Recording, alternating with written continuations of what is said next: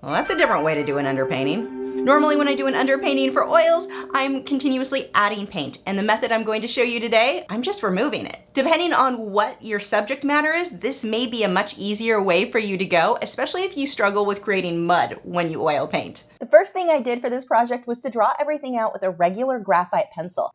I then sprayed it with a fixative, let that dry completely before I moved on to my next step. Once the fixative had dried completely, I mixed black and white to get a medium gray tone, and I thinned it down with my paint thinner. I'm using Mona Lisa odorless paint thinner here, so it really does not have a strong odor. The entire painting process does not have a strong odor. Why does it smell so funny in here? It's the oil paints. They smell good. If you say so. Now, it's very important that this underpainting is thinned down with enough of the paint thinner that it's translucent enough that you can see your graphite lines. Otherwise, it kind of defeats the whole purpose of why we're doing an underpainting this way. And this is why we wanted it sprayed with a fixative. The way that I'm applying the paint right now, if I had not sprayed a fixative there, this would be, all that graphite markings would be completely erased by this method here. So all I'm trying to do is soften this out. It was starting to dry because I had wandered off for some reason or another, and the painting started to dry, so I'm adding a little bit more paint and paint thinner as I go, and then I'm taking a mop brush just to soften that out a bit. I don't care if it's perfectly smooth. There's no reason for it to be. I just want to soften it enough that I can see my graphite lines a little bit better. Oh, it does smell good.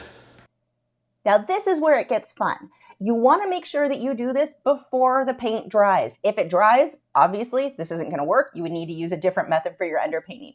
I'm using various brushes here. This one is a synthetic hog-haired brush, and I'm removing paint with paint thinner. I dip the brush in the paint thinner, I dab it on a paper towel so it's not sopping wet. Too much will make a hot mess. But I'm able to remove the pine needles really quickly. This entire underpainting I had done in less than an hour. It was a very, very fast process. One of the big bonuses of working this way is that you're not making mud at any point. One of the problems that a lot of people have when they work with oil paints is learning when to let it dry between layers. So they keep adding paint and then add more paint and then add more paint. And you end up with this sort of muddy mess where it's just so wet, everything's mixing together. With this method, we're erasing paint. So I'm trying different brushes depending on what I'm using. This one is a synthetic hog-haired, I believe this one is a filbert, and I'm just pulling paint off. Now it's okay if this looks a little bit blotchy. I'm not trying to erase it so completely that it's perfectly white, perfectly smooth. That's unnecessary. But I do want to get the general shape blocked in now. Now, worst case scenario, let's say I screw something up completely. Throw some more of the gray paint on there and then erase, start again. You really can't mess this up so bad that you can't fix it. So don't be afraid to make mistakes here. Every few brush strokes, I am having to dab that off onto my paper towel because it does start to lift a lot of paint. You're erasing it and it's basically loading the brush with more paint.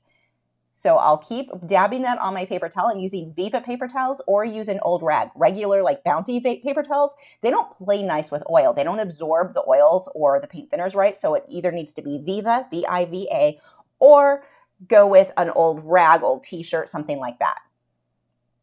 And look how easy you can get all of these pine needles. Now make sure as you do these pine needles, they need to go in different directions. Dots are going to be your friends, and you'll see that as we start to add color. The dots you can do to make it look like that portion of the pine needle is facing the viewer, so you get a more three-dimensional, realistic look.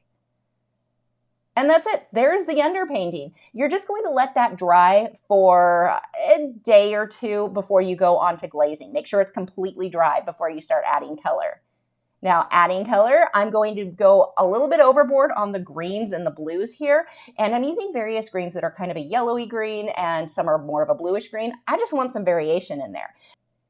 Now, here's an important point. I'm using liquid now, no more paint thinner. The paint thinner stage is done. The only thing that I use paint thinner for when I'm painting, besides that underpainting, is for cleaning my brushes. Here, I'm thinning my paint down with liquid to get that more translucent look. Now, it is important that this is translucent. If you go too thick, your paint is going to be too opaque and you can't see that underpainting. It just defeats the point of having the underpainting in the first place. Now, while that is a valid method to work where you're painting thicker from the base up, it just doesn't work for this method. So make sure that that is translucent enough that you can still see at least some of those lines for the pine needles and our ornament and the bird. And I'm just using a mop brush to soften all of that out, and now you can really start seeing those pine needles show through. Now I'm going to go ahead and add a bit of black, and I did this after the green so that I didn't go a little too crazy, mixing everything too dark. I want to make sure I let some of that green show through. We'll add a bit of white, and this is going to give us a much cooler tone to the piece. Now for the pine needles, this is where it gets fun.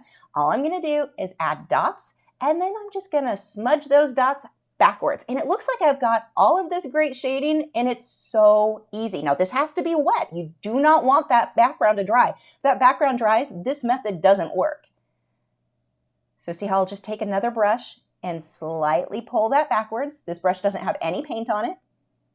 Just lightly pull it back. Again, this is only working because that background is still wet.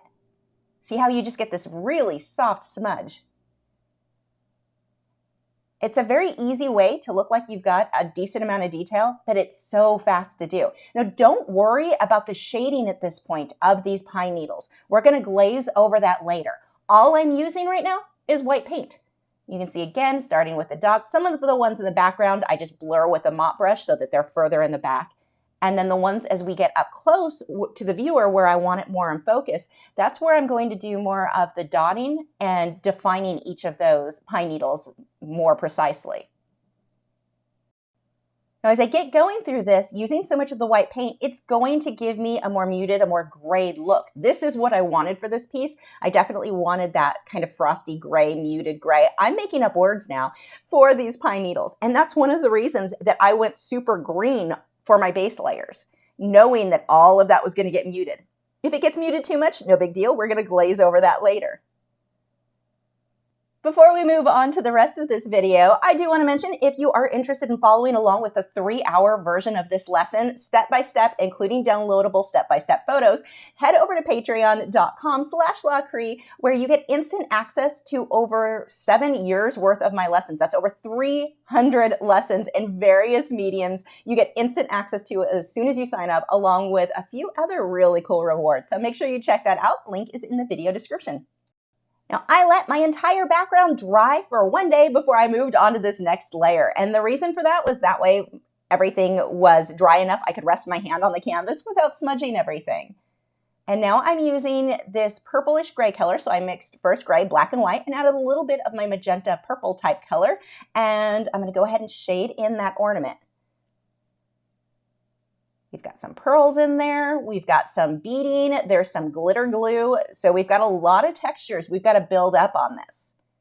I want to make sure one side is lighter than the other. And again, I'm mixing this or thinning my paint down with liquid. Liquid is a fast drying medium, so everything that I do will be dry overnight. But in this case, I'm actually going to do my second layer. I'm just going to let this set after I get my base layer here done. I'll let it set for maybe an hour, 2 hours, 3 hours. Let it set long enough that it starts to tack up and I can go on to my next layer right away. The liquid is wonderful. If you are impatient like me, it is a wonderful medium to use for oil painting because it does speed it up just enough so that you're not waiting 2 weeks for that layer to dry.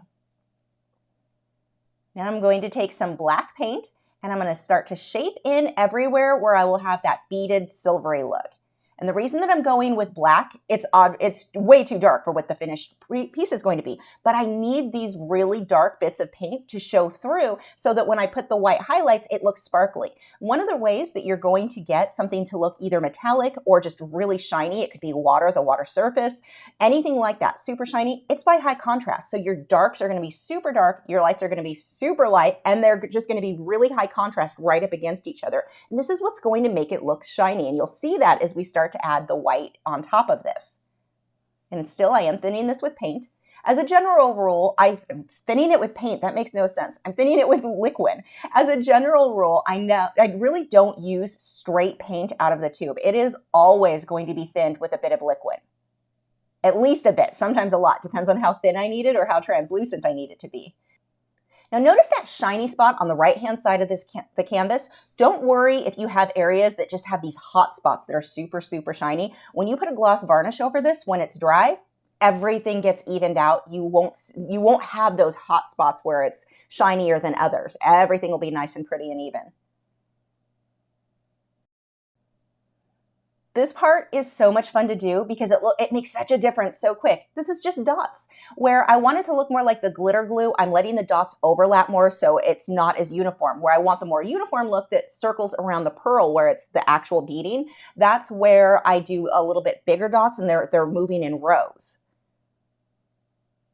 And now you can sort of imagine if I had not gone super black, really dark for the base there, you wouldn't even see, there wouldn't be enough contrast to see the darks through all of this white. But now look at how it has that metallic look because it's such high contrast between the light and the dark. Now I'm going to get a base on this bird. So we'll start with the oranges. Huge tip, do not shade orange or yellow with black, almost ever. There is rarely a case where you're going to do that. There's always exceptions to everything. This is not going to be one of them. Instead, use magentas and purples to shade your oranges and yellows. It will almost always look better. If you use black, especially when you're working wet into wet like this, you end up with a just hot, muddy mess. It is not cute.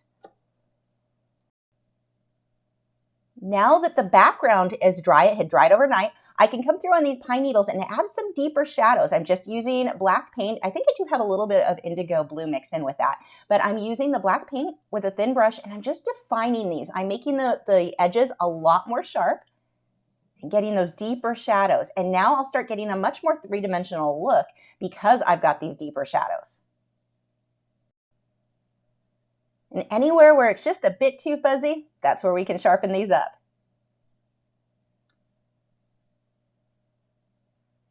I let that layer dry overnight, and now I'm going to come through and add some glazing just on the side of these pearls. So it's my black paint thinned down with quite a bit of liquid. And notice just the one side on the left is where I'm adding the majority of these shadows. And then coming back through with my white to really bump up that contrast.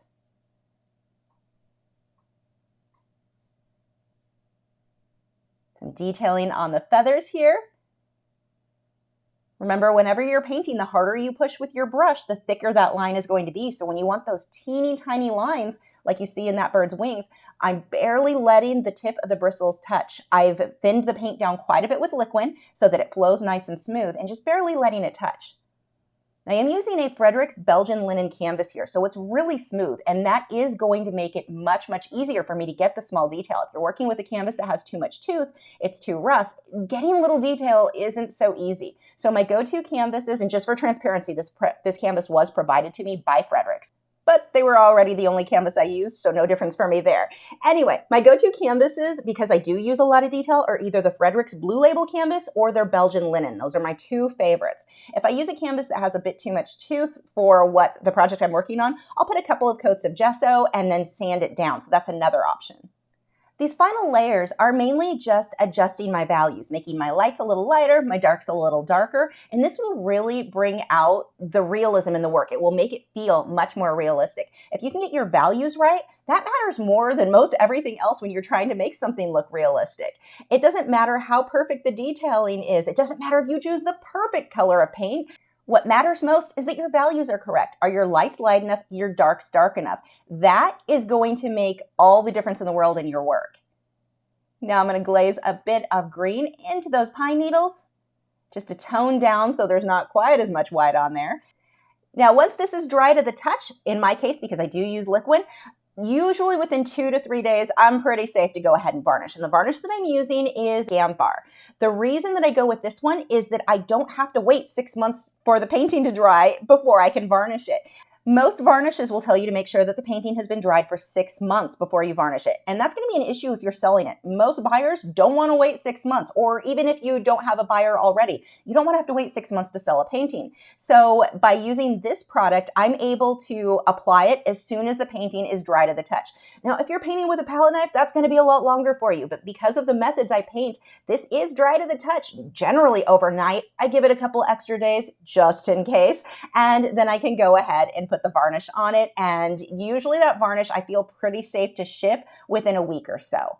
But again, that is going to vary a little bit depending on how thick you put that paint on there. If yours is a lot thicker, you need to wait longer to apply that varnish, and I would probably wait even longer after varnishing to go ahead and ship. But in this case, the paint is applied very flat. If you were to run your hand across the canvas, there's no real ridges or bumps. Everything is pretty much even start to finish. Again, if you want to follow along with me on the 3-hour video, head over to patreon.com/Lachri and you can paint this with me. Did you like this video? I think you'll like this one here too. Got any of that phthalo blue left? Why? Nothing.